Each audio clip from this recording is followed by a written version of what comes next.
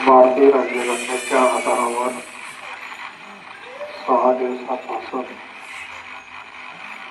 सुत्रपाडा पुण्यनगरीमध्ये अखिलाल दादा देवरे आमरण उपोषण करत आहे.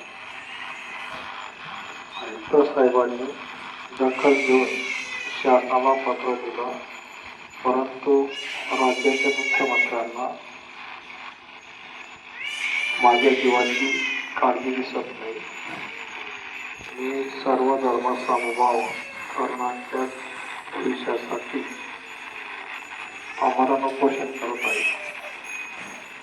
मुख्यमंत्री युवा कार्य प्रशिक्षण योजनेअंतर्गत तरुण पिढीला कायम रोजगार मिळावा, दिलेला शब्द पूर्ण करावा आणि संविधान वाचावे यासाठी कलम क्रमांक 14, 16, 19, 21, 23, 39, 41 या कलमांच्या आधारावर उपोषण सातत्याने चालू आहे. मला शरीराला सुद्धा त्रास होत आहे.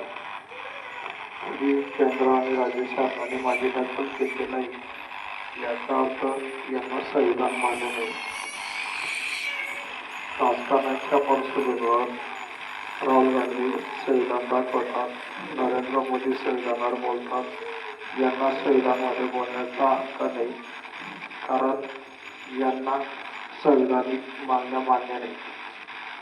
म्हणून जर यांना मागण्या मान्य असतील तर शासन पण दखल घेईल आणि विरोधी पक्ष सुद्धा माझी दखल घेईल आणि मला पाठिंबा देईल.